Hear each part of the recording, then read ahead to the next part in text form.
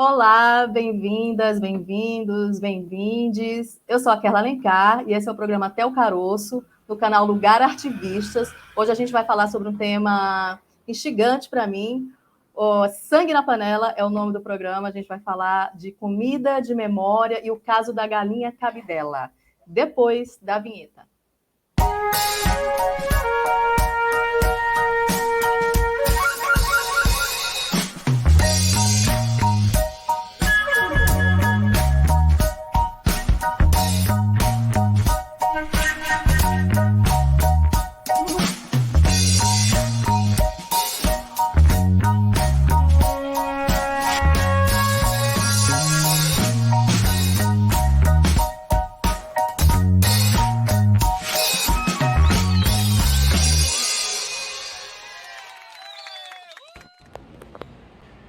Para você, o que é uma comida de memória?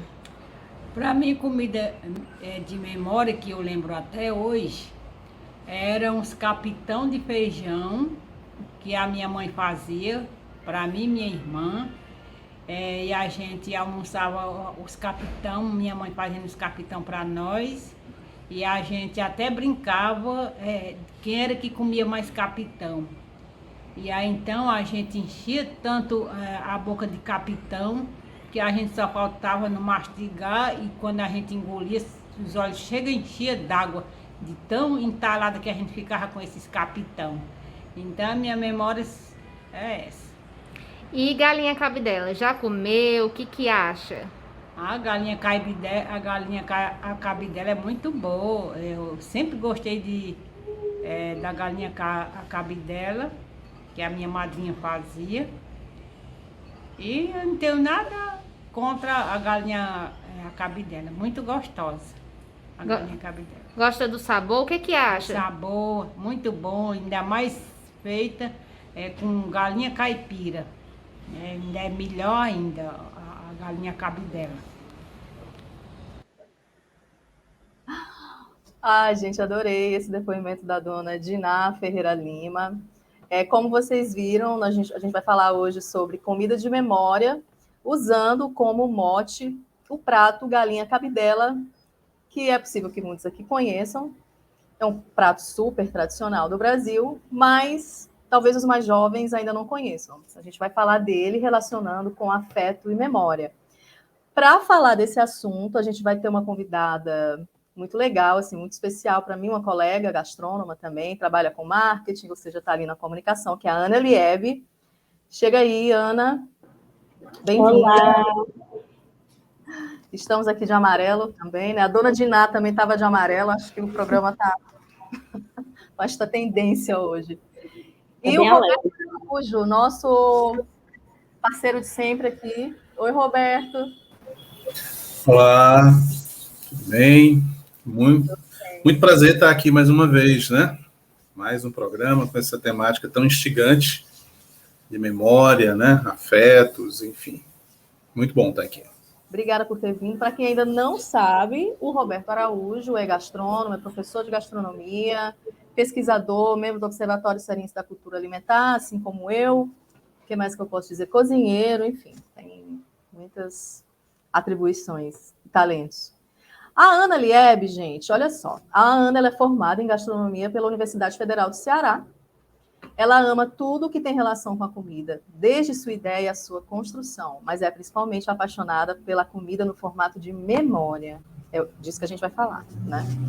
Há 4 anos ela conheceu o marketing digital no final do curso de gastronomia, quando ela estava ali encerrando, e se apaixonou. Hoje ela tem a sua própria agência de marketing e desde então vem juntando seus dois amores, a gastronomia e o mundo digital.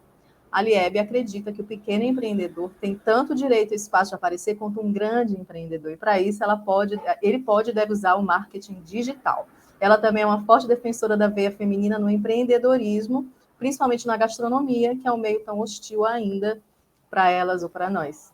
Bom, eu já vou deixando a recomendação para vocês seguirem a Ana Liebe lá no Instagram. Talvez apareça aqui o perfil dela, ela dá ótimas dicas de marketing digital, embora não é sobre marketing digital que a gente vai falar hoje. A gente vai conversar com a Liebe sobre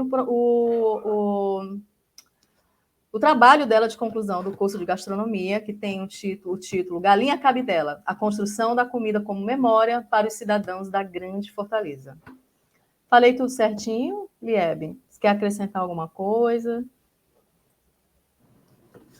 Tudo certinho. Melhor impossível. Mais uma vez, bem-vinda, então. Eu estava dizendo que adorei o depoimento da dona Diná, porque eu comi capitão, né? Eu tenho uma lembrança de estar comendo desse jeito, capitão, que acho que vou pedir até para o Roberto explicar como é que é, explicar aqui para as pessoas. Mas, olha, eu acho que deve ser a minha memória mais antiga da vida. É a minha mãe colocando um punhadinho ali de capitão na minha boca quando eu morava lá em São Paulo. Faz tempo, faz muito tempo. Roberto, para a gente só nivelar aqui, para todo mundo saber, eu acho que a melhor pessoa para explicar o que é capitão é você, por favor. Bom, muito bom estar aqui com a Liebe, né? Discutir essas questões e aí já começar por algo que é muito significativo, particularmente para quem é do sertão, né? No caso, eu sou do sertão, então essa memória também do capitão de feijão, né? Aquele bolinho de feijão amassado ali na mão, com suas mais diferentes variações, né? Desde as variações só do feijão com a farinha, mas da variação do feijão, o toucinho, a farinha, feijão, arroz, farinha, toucinho, verduras, né? Cheiro verde, enfim, as mais diferentes variações, como em qualquer outra preparação, né? Essa preparação especificamente, ela nos remete a determinadas heranças, né, e a determinadas circunstâncias, propriamente dito, da própria vida, né? Tanto você pode identificar essa prática das mulheres, das mães, né, fazendo a repartição da comida com os seus filhos, ali em geral sentados ao chão, né? Isso eu estou falando de uma perspectiva retrospectiva, né? E ali, fazendo naquele momento, ali, geralmente ou numa bacia, ou num prato, ou mesmo em algo que já é pouco usual, mas que era comum à época, que eram os alguidares, né, esses pratos um pouco maiores, e ali se colocavam esses ingredientes, quer fosse o feijão, já cozido com o toucinho.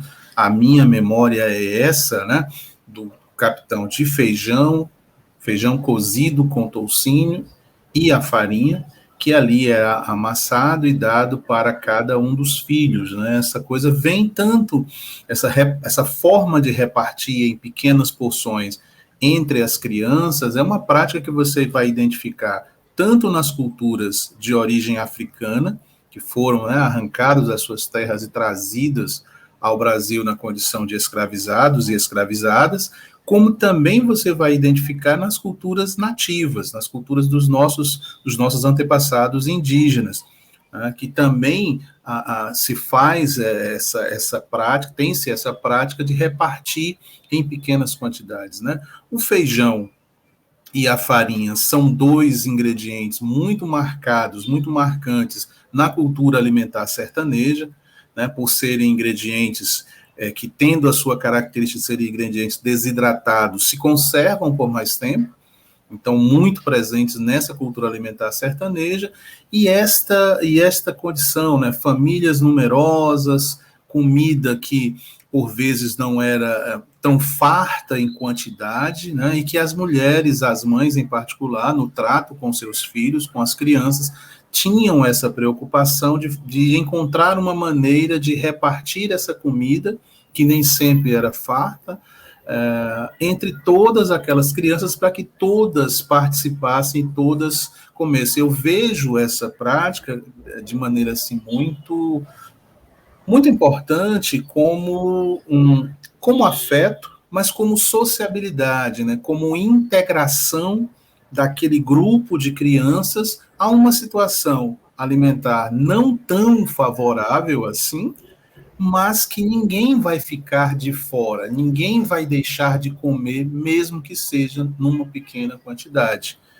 né? Então, isso é muito forte. Eu tenho também na minha memória, eu criança, no quintal da minha casa, uma casa que a gente morava e tinha aqueles degraus, aqueles batentes na porta da cozinha que dava para o quintal que tinha aqueles canteiros onde minha mãe plantava, né, desde o cheiro verde ao tomate, ao pimentão, ela sentada nesses batentes ali da porta, e com a bacia, com um prato ao colo, e fazendo o capitão, e eu correndo, né, entre esses canteiros, e vinha, ela colocava na minha boca, eu voltava a correr, enfim, é muito forte essa lembrança também em mim. Então tem esse caráter de afeto, de memória e de integração nesse momento da alimentação. O capitão, então, é o punhadinho, né, de feijão com farinha, Amassadinho. ou no seu caso, com tocinho também, né, que a mãe pega ali um punhadinho, amassa e dá para a criança, né? Formando um bolinho, né? Um bolinho ali feito na hora, na mão, amassadinho, né? Com todo aquele carinho, né? Só mãe mesmo para expressar e expressar através da comida, né? Então tem toda aquela coisa, toda aquela questão da própria comida ser aquecida no próprio calor da mão também, né? Isso. Então, é muito marcante isso, sem dúvida. Roberto, acho que só na sua fala aí, falando sobre o capitão, você já trouxe várias questões que imagino que tem a ver com a pesquisa da Ana Liebe, né? Você falou em afeto, memória, falou em sociabilidade, socialização. Liebe, fala para a gente, por favor, como é que foi essa tua pesquisa, do que ela se trata exatamente? Então, eu sempre fui muito movida à emoção, eu sempre fui muito movida ao íntimo, ao pessoal. E durante a faculdade foi um dilema muito forte para mim, porque eu não queria fazer um trabalho que fosse meramente para a sociedade. Assim, é um trabalho que precisa contribuir, mas era um trabalho que precisava partir de mim. E aí, pensando, quebrando a cabeça, eu tive uma memória que eu carrego comigo até hoje, que quando eu voltava da escola, eu estudava de manhã. E aí, quando eu voltava da escola meio-dia, eu sentia na rua, a caminho da minha casa, os cheiros de os almoços de todas as casas. E aquilo tocava muito em mim, porque eu ficava pensando, meu Deus, quando eu estiver grande, eu vou fazer isso também. E aí eu vou fazer carne, eu vou fazer batata frita. Eu começava a pensar no que é que eu ia fazer para o meu almoço todos os dias. E aquilo me marcou. E aí eu lembrei dessa memória e automaticamente eu lembrei da minha avó. E a minha avó tem um prato em específico que é a galinha cabidela. E aí eu resolvi trabalhar isso. Aí eu fui pesquisar. Rapaz, a gastronomia é um mundo enorme. Eu posso falar de muita coisa dentro dela. Por que não falar de como a comida se portou como memória para mim, referindo à minha avó? E aí eu comecei a pesquisar, pesquisei sobre memória, pesquisei sobre comida como símbolo, porque a comida não é só o fato de comer, né? Não é só o que está no prato. A comida vai desde tudo, a comida é um ato cultural, é um ato político, a comida vai desde o momento em que você pensa em comer, ao momento em que você de fato come, e após comida também. Então, eu comecei a estudar sobre memória, estudei sobre comida, e aí parti para estudar sobre galinha cabidela. Porque eu tinha que saber se realmente galinha cabidela era uma comida de memória só para mim, ou se era uma comida cultural de onde eu vivo. E aí surgiu o trabalho, que é justamente a galinha cabidela como um fator de memória para os cidadãos da Grande Fortaleza. Consegui responder bem? Você está falando, então, de memória coletiva, no caso, né? Partiu de uma memória individual.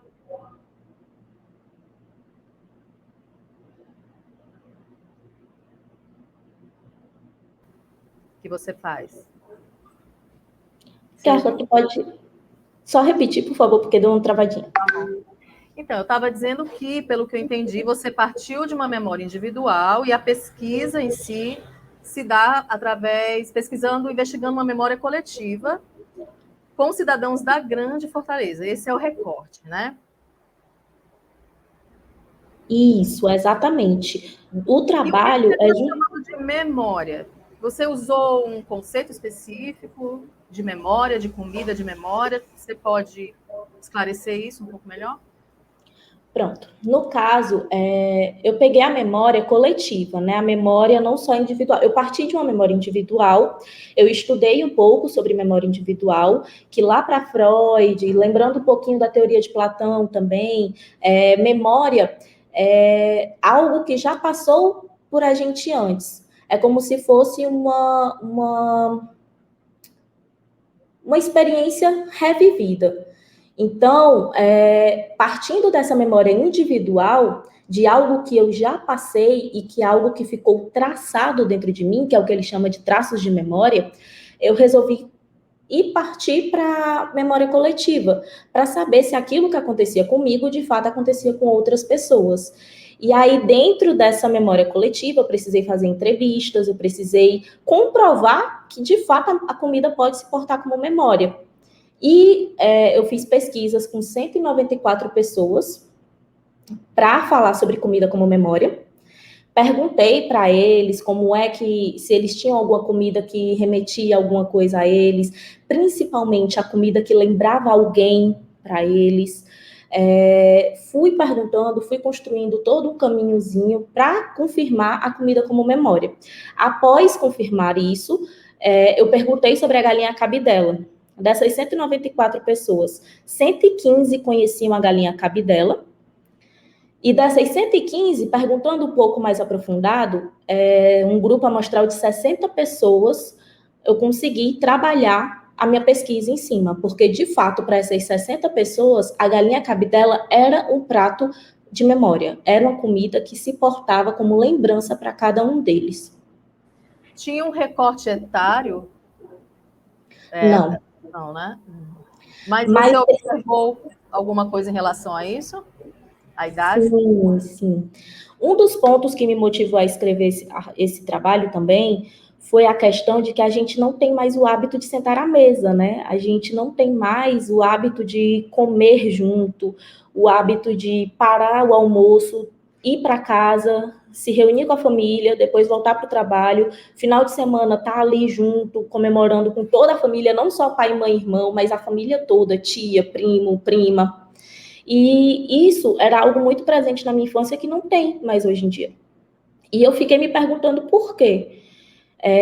E fui traçando pontos, fui vendo que era a globalização, o binômio praticidade e conveniência estava muito forte nisso. E em cima disso, eu consegui ir trilhando, nessa faixa etária que você perguntou, as pessoas que mais lembram da galinha cabidela, que mais conhecem a galinha cabidela e principalmente as que têm a galinha como memória, são pessoas de faixa etária de 30 para cima. Porque as novas, muitas vezes, não conhecem a galinha cabidela porque não estão sendo apresentadas.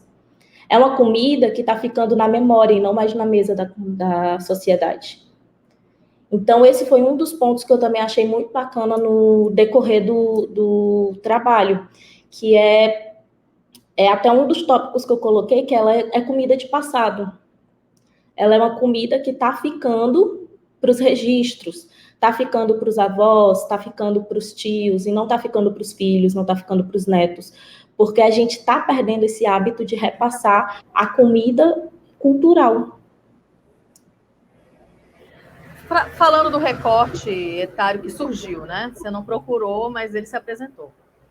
Qual é a tua idade? Tu se importa de dizer? Porque você falou, né, que é uma coisa mais relacionada a pessoas de 30 para cima. Tu tem 30 anos?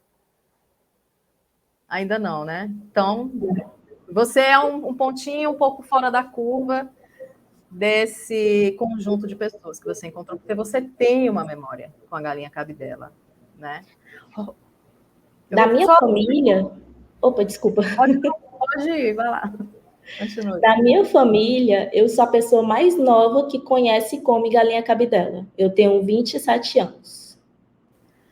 Roberto, você ainda come galinha cabidela? Quer dizer, eu estou imaginando que você consumia galinha cabidela, né? E nas tuas experiências com alunos, você é professor de pessoas muito jovens.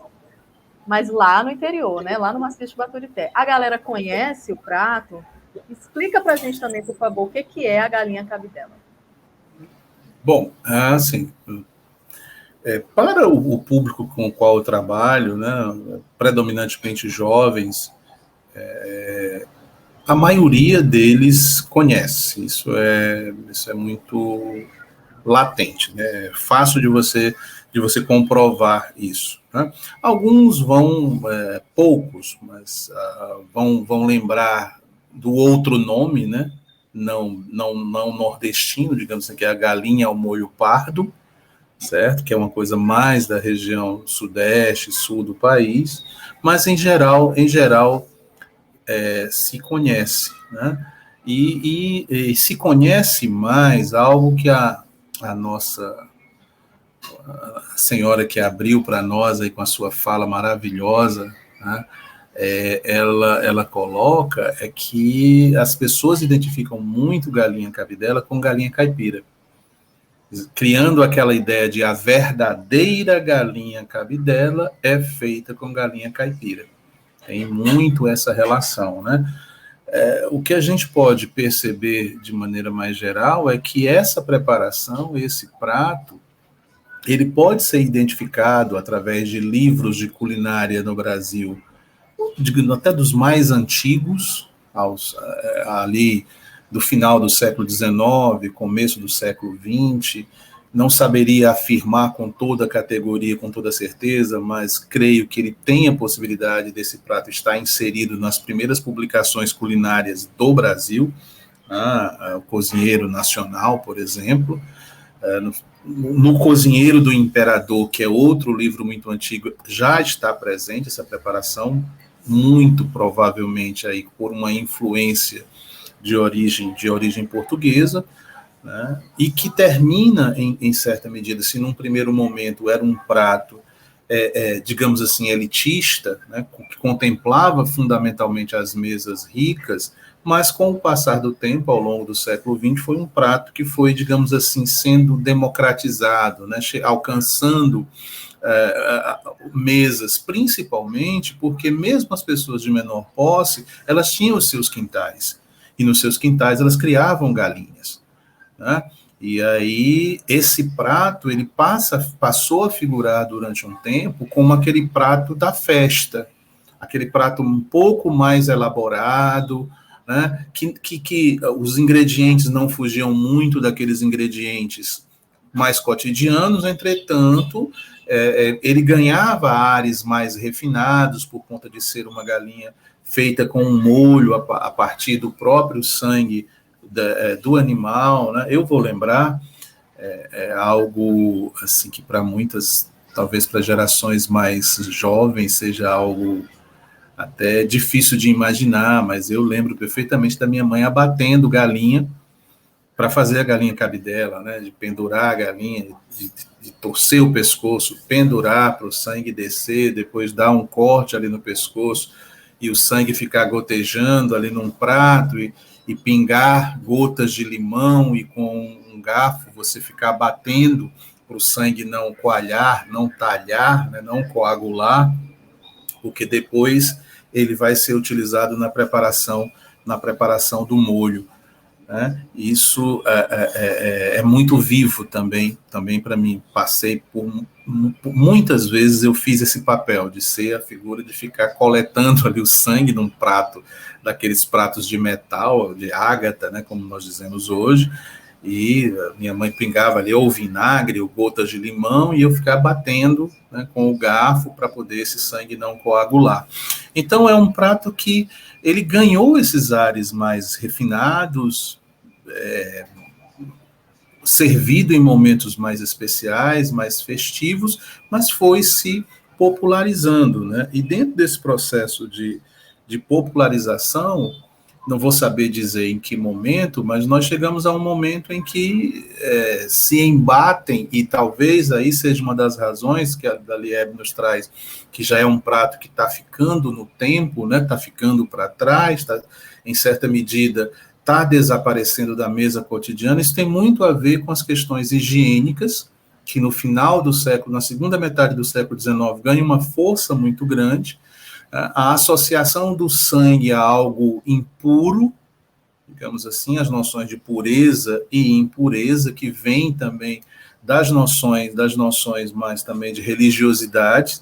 Existem crenças religiosas que, por exemplo, só consomem a carne da galinha se o sangue for derramado, a galinha abatida e o sangue exudado, mas tem que cair na terra, tem que cair no chão, né? Criando determinadas restrições, portanto, nada que seja produzido com o sangue do animal é puro para se comer, nessas concepções religiosas, e creio que tudo isso, mas principalmente as questões higiênicas, né, e em particular, talvez, depois da gripe aviária, né, que é uma coisa mais agora nossa, mais contemporânea para nós, isso tenha ganhado mais força, e talvez isso tenha, digamos assim, feito com que esse prato ele tenha perdido força, ele tenha perdido centralidade, e a própria diversificação, né, da própria cultura alimentar, vão entrando outros ingredientes, outras preparações, e vão substituindo muito o que tem para trás, né? Então, muito provavelmente esse prato tem uma origem europeia, não sei dizer se especificamente portuguesa, tá? Mas vai chegar para nós através dos portugueses, e vai ser através dos livros, esses mais antigos, como eu citei, Cozinheiro do Imperial, Cozinheiro Nacional, e posteriormente, só para finalizar esse momento, este e outros pratos, eles se disseminaram mais a partir da publicação do livro de receitas que recebe o nome de Dona Benta. Esse é um dos pratos que consta naquela publicação desde a sua primeira edição, lá na primeira metade do século XX. Acho que vocês conhecem esse livro, né, o livro de receitas da Dona Benta. Então, aquele livro ele cumpriu um papel muito importante dessa disseminação de determinadas preparações que antes iam somente às mesas ricas, e a partir desse conhecimento, é óbvio, né, que é um livro, a maioria da população não era alfabetizada, mas isso terminava passando naquilo que o Gilberto Freire chama da confraria das mulheres, né? Passando de geração para geração, de mãe para filha, de filha para filha, e que vai se disseminando. Então, o livro da Dona Benta, ele cumpriu um papel importante, né, no traduzir essas receitas mais requintadas para a realidade mais da mesa, mais comum, digamos assim. Inclusive, só para fazer um ponto, você falou a questão do sangue, né, da vigilância sanitária e tal. No trabalho, teve uma frase que me tocou bastante, que em 2012, em Pernambuco, eles tentaram colocar como patrimônio material, né, a galinha cabidela. E o pessoal da Abrazel bateu bastante o martelo, porque para a Anvisa parecia que fazer galinha cabidela era um ato clandestino. Então, essa frase consta lá no trabalho e me tocou bastante, porque realmente era uma comida que é da nossa cultura e que, para poder ser feita, precisava de uma rotulagem, precisava de uma regulamentação que não tinha como ter na época. E foi algo que mexeu bastante com principalmente a sociedade pernambucana, né, que foi quem mais teve contato. Só eu lembrei desse ponto, eu quis comentar aqui também.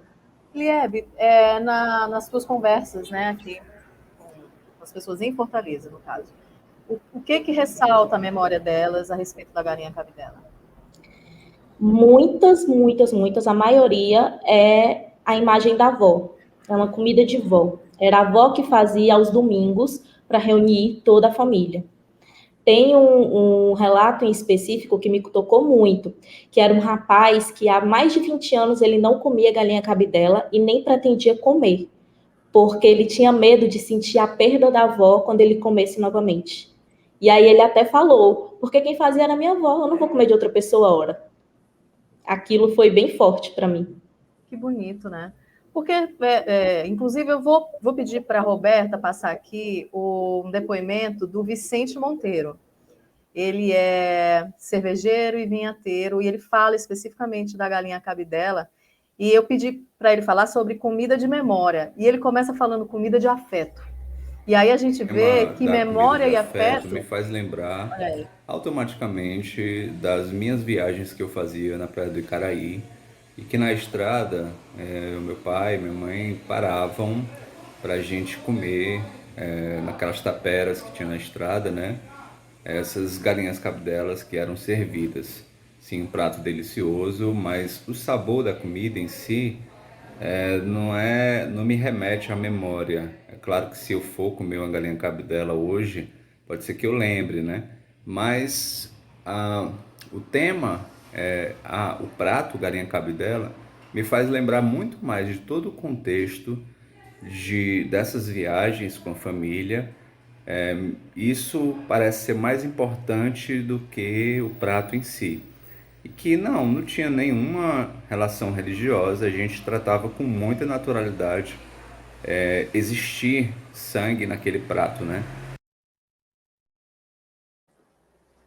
Então, né, o Vicente começa, porque perdeu, assim, a primeira palavrinha que ele fala, então, ele diz assim, então, comida de afeto para mim, e aí eu fiquei, né, poxa, afeto e memória são conceitos intimamente ligados, né, estão se relacionando o tempo todo. Mas aí você traz esse caso que te tocou, do rapaz que não queria comer, para não lembrar da perda da avó. E nem sempre memória, ou melhor, nem sempre comida e memória são necessariamente uma coisa boa, né? A memória relacionada à comida pode estar ligada, por exemplo, a um evento triste na vida da pessoa. Mas, na tua pesquisa aí, acho que, né, você deve ter constatado que, na verdade, deve ser o contrário, né? A grande maioria tem boas memórias a respeito da galinha cabidela, né? Na verdade, algo que ele falou que eu quero até pontuar também é a questão do sabor, né? Que ele disse que não lembrava muito do sabor e tal. Nas pesquisas, nas entrevistas, muita gente falava que não comia porque não era o mesmo sabor, não era o mesmo gosto. E eu até levantei no trabalho a bandeira de que será que faltava sabor ou faltava amor? Porque faltava a figura de quem estava fazendo. Então, é como você falou, né? A lembrança pode ser boa, pode não ser. A maioria era, muito poucas eram, no caso desse rapaz, né, que não comia por medo de sentir a dor de novo. A maioria das lembranças eram lembranças boas, mas todas remetia a uma pessoa que eu chamo de chefe de memória, que é aquela pessoa que fazia a comida. E que, no fim, não é a galinha cabidela que é importante, mas o seu relacionamento com a pessoa, o dia, a experiência, o fato de você estar com ela naquele momento. Gente, para os dois, vocês acham que o prato galinha cabidela está se perdendo de um jeito irrecuperável?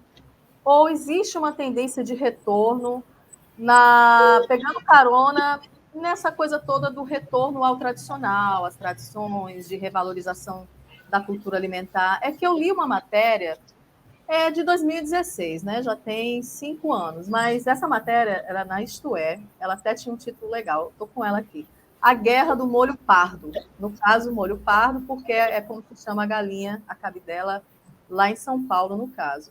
A matéria, ela falava de um movimento da Janaína Rueda e do Jefferson Rueda, chefes, né, bem conhecidos, chefes de cozinha bem conhecidos, que estavam em campanha, digamos assim, para que a gente pudesse, para que os restaurantes pudessem voltar a fazer a galinha cabidela com um pouco mais de liberdade, em resumo, assim, né?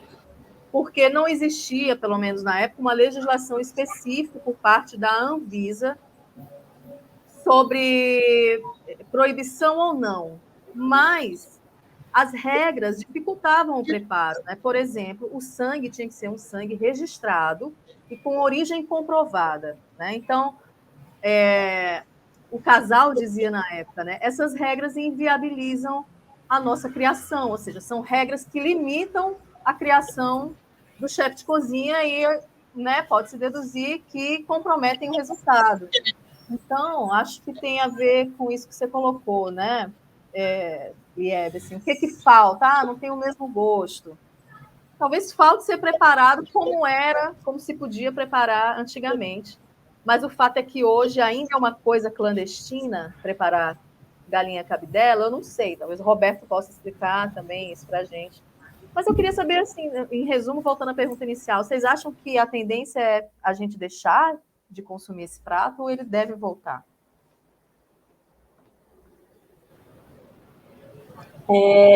Uma coisa, assim, eu falo por experiência própria, pela experiência da minha família e pelo que eu também pude ver no trabalho. Não só para as pessoas que trabalham com seus restaurantes, que tem a questão da regulamentação da Anvisa e tal, mas até para quem faz em casa mesmo, está complicado. Porque, principalmente nas áreas metropolitanas, não tem espaço mais para criar frango vivo. Então, a dificuldade que a gente encontra para fazer galinha cabidela lá em casa hoje em dia é muito maior do que quando eu era criança. Porque a gente não conhece. Todas as pessoas de quem a gente comprava os frangos vivos para ter o sangue, a gente não tem mais contato, porque as pessoas pararam de criar os frangos por conta da falta de local, né? Da falta de conveniência, praticidade, isso, de espaço. Então, respondendo a tua pergunta, eu não acho e eu espero de coração que não suma, que não seja um prato que suma. Inclusive, semana passada, eu comi em um restaurante daqui, um restaurante típico daqui, eu comi a galinha cabidela e fiquei muito feliz quando eu vi lá. Mas eu acho que está com uma tendência muito grande de diminuir, justamente por todas essas questões que o Roberto falou, toda essa questão também da falta do cultural por conta dessa questão enorme de praticidade que a gente tem, porque é muito mais fácil comprar um frango congelado. Eu lembro que quando eu estava pesquisando para o trabalho, eu li só fazendo um adendo rapidinho, né? Eu li uma passagem em um livro que era uma moça francesa que ela falava, gente, os cursos franceses tradicionais ensinavam você a fazer tudo com frango. Hoje em dia, eles têm um frango congelado lá. Tudo pronto para você só aprender a fazer a preparação. Então, aquilo também me tocou. Foi um dos pontos para eu pensar, poxa, realmente está mudando. Onde que vão parar aquelas receitas tradicionais? A gente tem que ter isso registrado.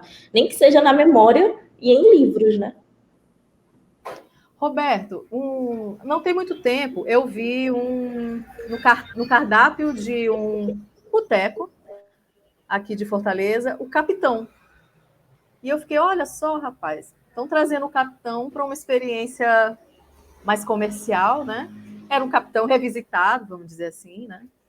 Mas foi legal, foi bem legal. E aí eu te pergunto, assim, ainda quero saber se você acha que a galinha cabidela tende a assumir ou pode voltar, mas se essa interferência nas práticas de produção comprometem mesmo a experiência memorial, digamos.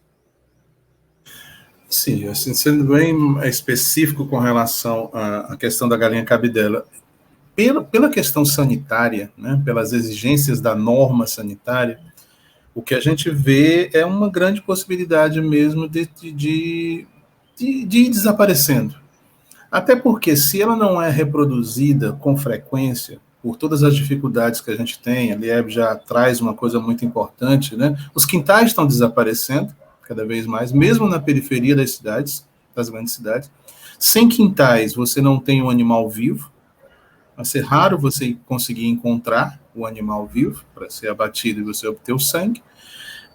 E com isso, né, somam-se essas coisas, as restrições sanitárias, as restrições de cunho religioso, na medida que a gente vê o avanço das religiões de origem pentecostais, né, por exemplo, não somente, mas por exemplo, e você também vê essas dificuldades concretas, quer dizer, de você ter a confiança de saber, não, eu vou em tal lugar e vou comprar. Isso ainda existe, mas é diferente de quando a Liebe era criança, de quando você era criança, de quando eu era criança, isso era muito mais fácil, isso era muito mais simples, isso era o comum, isso era o corriqueiro. Então, era um prato que fazia parte mais cotidianamente dessa alimentação. Na medida em que você não tem um elemento que é central, que é o sangue fresco, não pode ser de outra maneira, e aí é um problema. Ah, mas não pode congelar o sangue? Pode, mas só que ele não vai mais dar o resultado, depois de descongelado, ele não vai dar o resultado que daria antes, né? Então, isso tudo cria barreiras, né, para que se possa fazer. Acho que uma coisa que bem contemporânea, para lembrar o chefe Léo Gonçalves, que fazia uma galinha cabidela sem o sangue, exatamente pela dificuldade de obtenção também. Ele fazia um preparado, um molho à base de beterraba, muito que ficava na cor e em certa medida no próprio sabor, ia lembrar o sangue, né? E ele fazia um capote à cabidela, faz um capote à cabidela, né? A partir dessa... mas isso são inovações, né? A gente está falando de tradição e está falando de memória.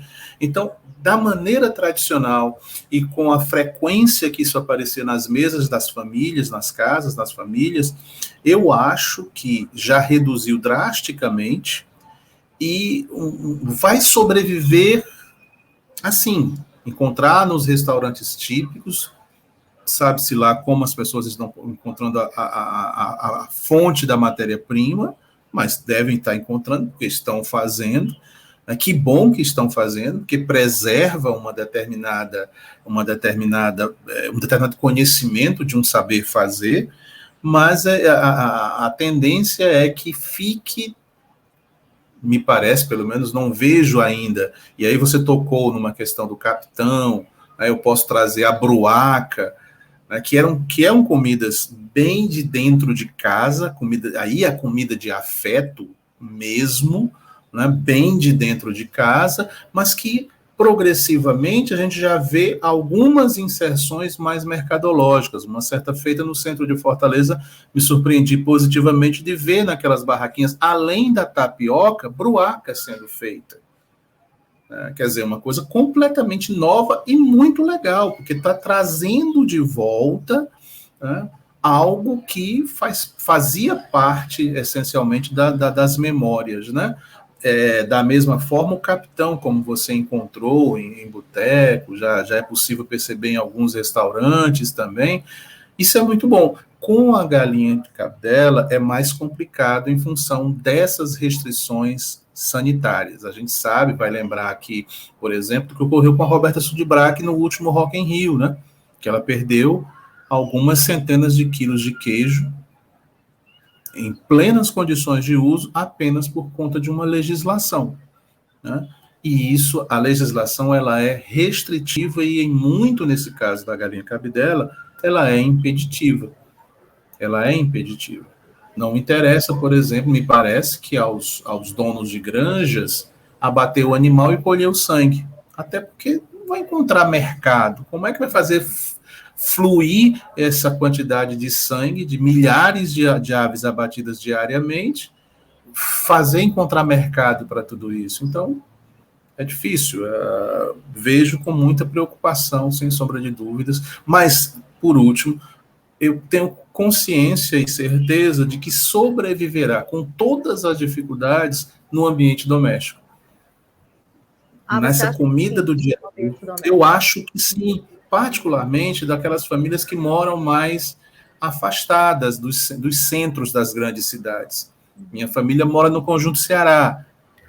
Lá não é tão fácil, mas também não é tão difícil como para mim, que moro aqui no centro, encontrar alguém que abata e ainda colha o sangue e venda. Não é tão fácil, mas é possível.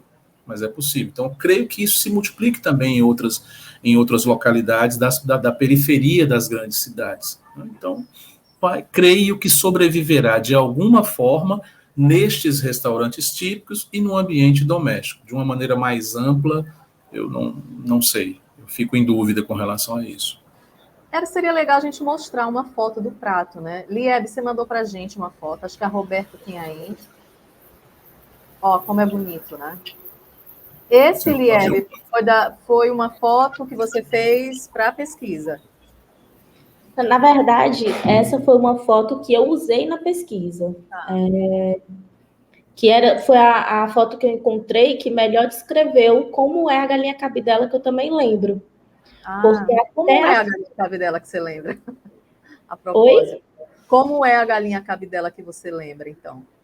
A galinha cabidela que eu lembro é aquela galinha bem de quintal de casa mesmo, sabe? Dentro da panela, que a gente ia lá e pegava muito molho, muito caldo, um arrozinho branco do lado.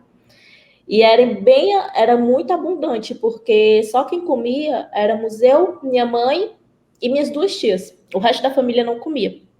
Então, era na panela mesmo, assim, muito molho, que a gente misturava com arroz, parecia até maniçoba, porque era bem escura.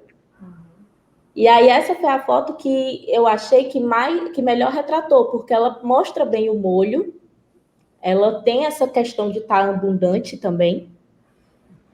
E aí foi a que eu usei, e essa foto agora virou um xodó para mim também, porque sempre que eu olho para ela, eu lembro desse trabalho, eu lembro da minha avó, lembro de toda a experiência, que foi um dia maravilhoso para mim, o dia que eu apresentei o trabalho, o professor Roberto estava lá, foi muito bom. Tá.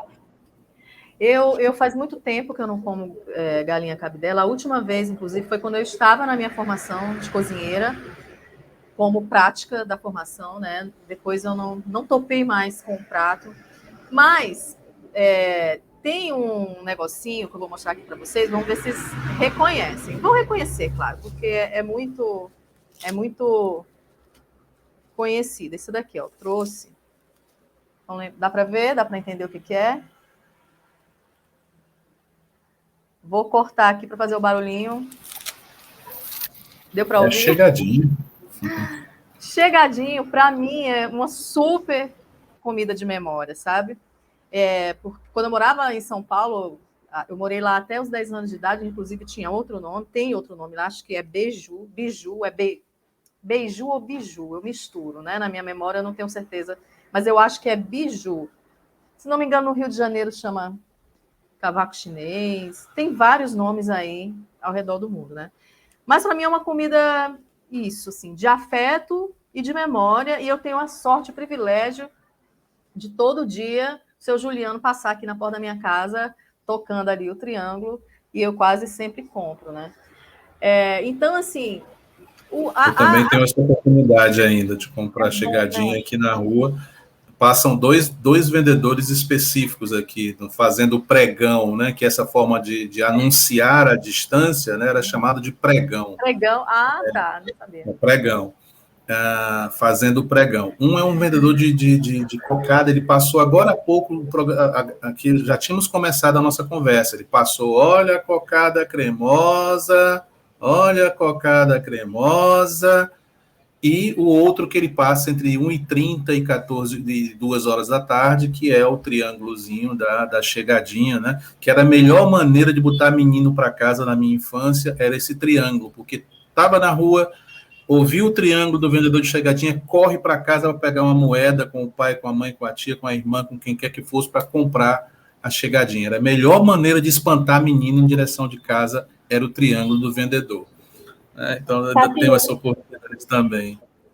Sabe o que eu lembrei agora, vendo a conversa de vocês? Foi a do sorvete, 8 bolas por R$1. Esse também fez parte da memória do pessoal de Fortaleza, viu? 8 bolas. Traga a vasilha, né? Traga a vasilha. É um Traga clássico. a vasilha. É um clássico aqui de Fortaleza. Mas, assim, a gente fica falando de comida de memória, né? E pelo menos eu sinto, assim, existe uma tendência, talvez o sentimento que mais predomina é de passado, né? E de algo que está literalmente ficando para trás. Tem muita coisa do passado que está super viva no presente, né? Mas é uma coisa assim, um pouco triste, eu não sei se vocês também sentem assim, né? Mas me parece um tema um pouco triste, falar de comida do passado, acho que você usa esse termo, né, Liebe, no teu trabalho. Mas, assim, a não ser pela galinha cabidela, que tem restrições mais sérias, né, eu percebo que a gente tem ainda, assim, de um modo mais restrito, mas a gente ainda pode viver certas experiências, né? Eu acredito num retorno de algumas coisas. Eu acho, por exemplo, que o chegadinho, eu chamo chegadinho, né? Você chama chegadinha. Eu aprendi chegadinho. O chegadinho, por exemplo, é uma coisa que eu voltei a ver mais.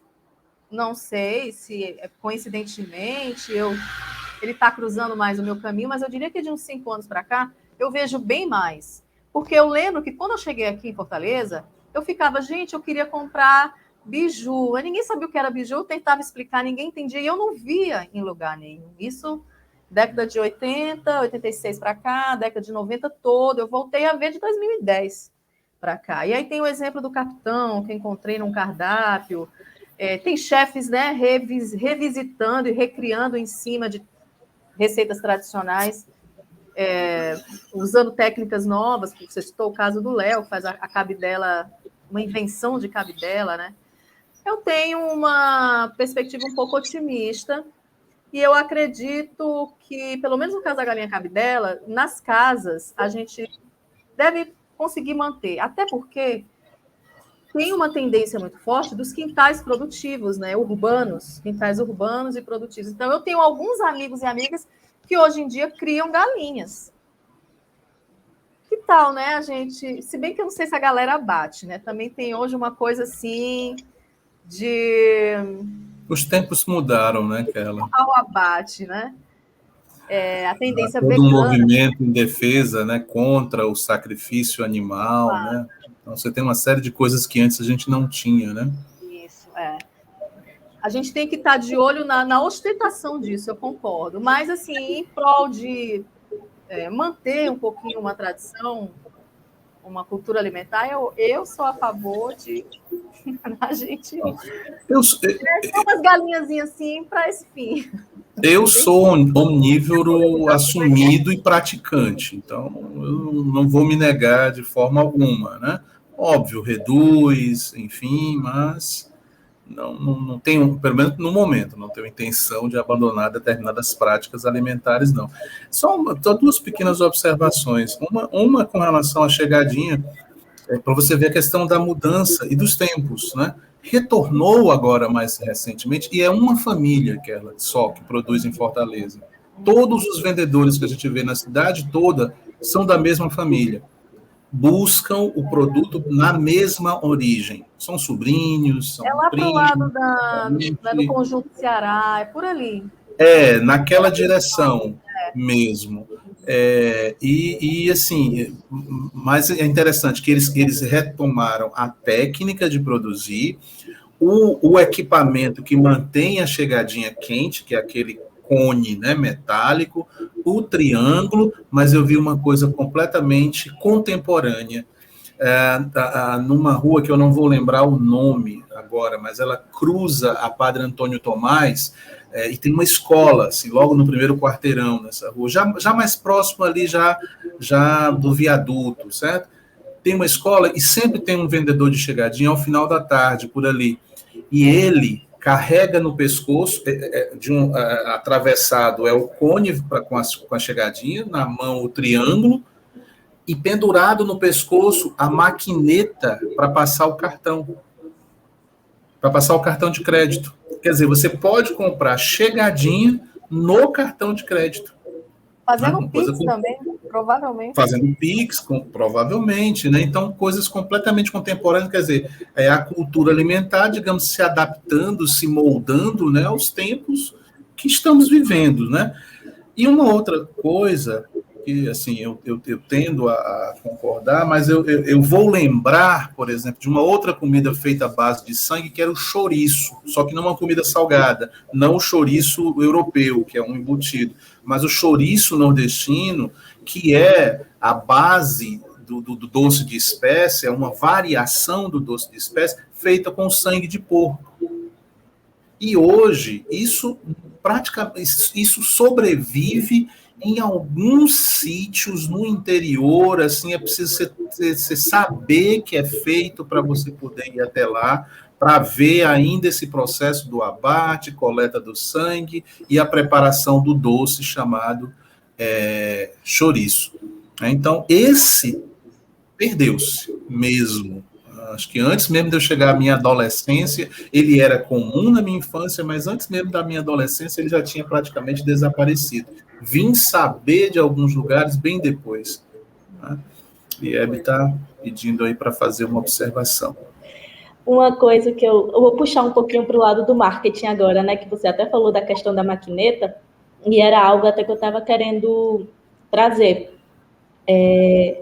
Dentro do marketing tem uma vertente que fala muito da criança interior, né?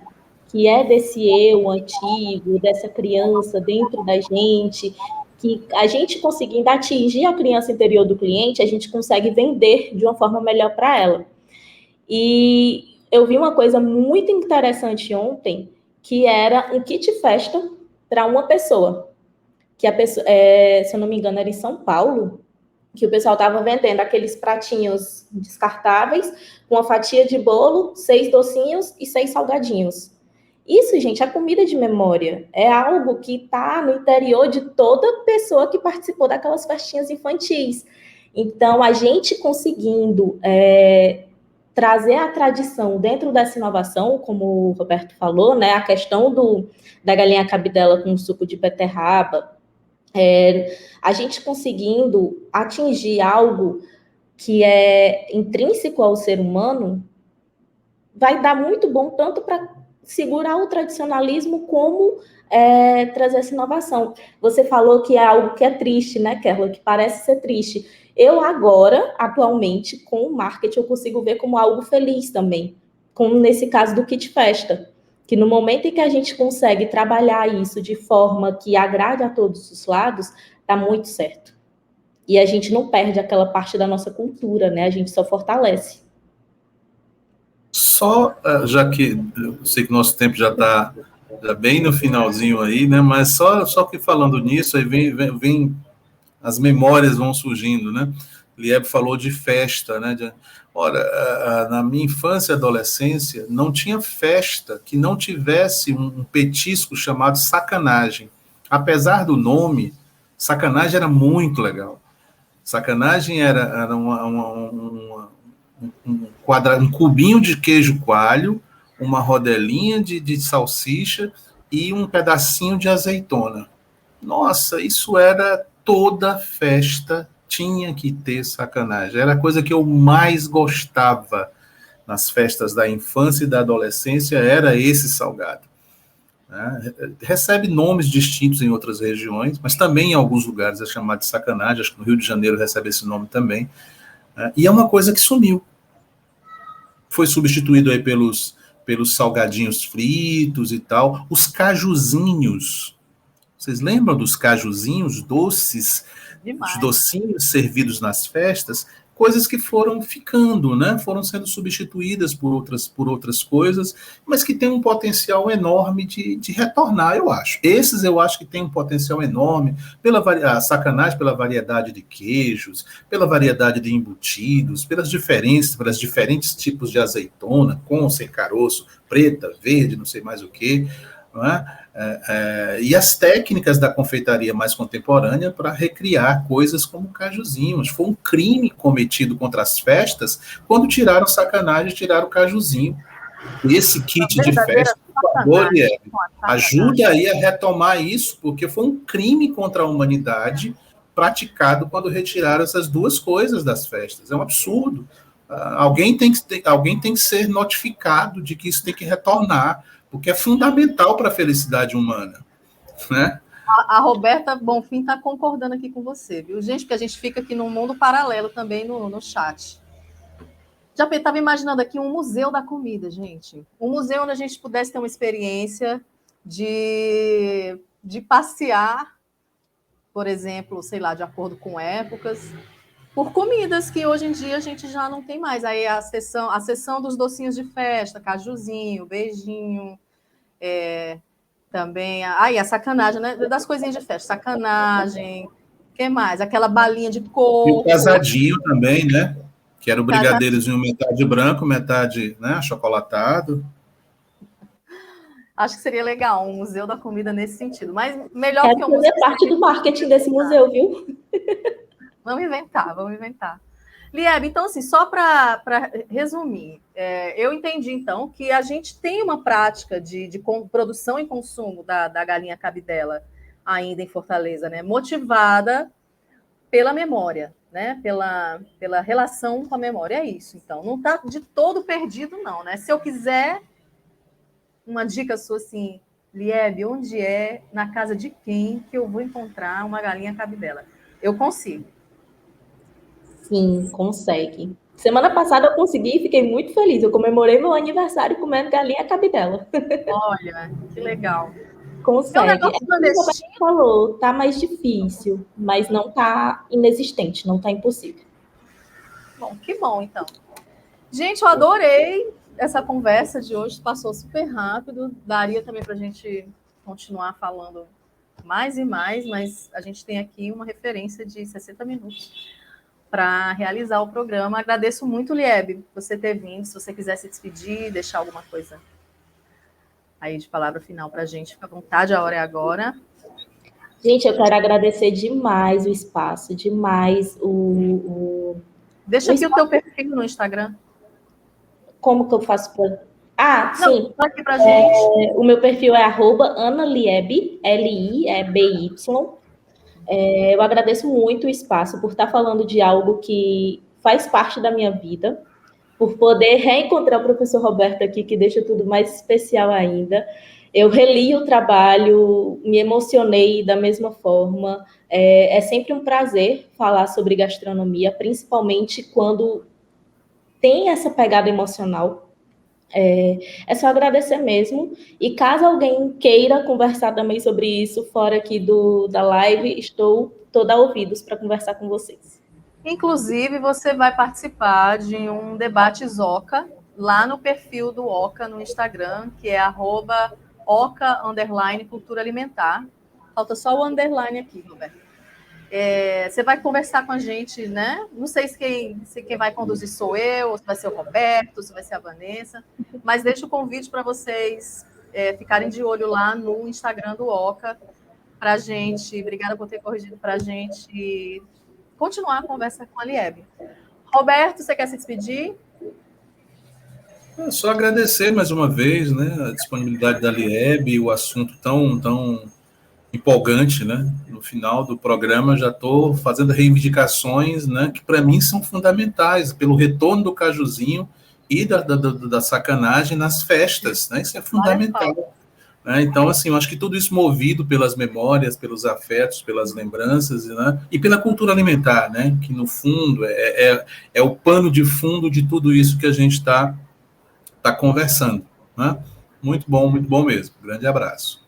Gente, obrigada. E para encerrar aqui falando um pouquinho mais de comida e memória, vamos colocar agora a filha da dona Diná, que é a jornalista Camila Lima, e aí a gente encerra o programa com o depoimento dela. Olá, eu sou Camila Lima, e comida de memória para mim é aquela comida que te transporta para outro momento da vida, né? Para um lugar, te traz boas memórias. E para mim, uma comida de memória que eu acho é a mesma, inclusive, que minha mãe também tem, que é o capitão, que é essa memória da minha infância, né? Que eu comia muito capitão, até hoje eu como capitão, que é o feijão com a farinha, né? Amassado assim na mão, formando como se fosse um falafel. Eu até falo que é o nosso falafel cearense, né?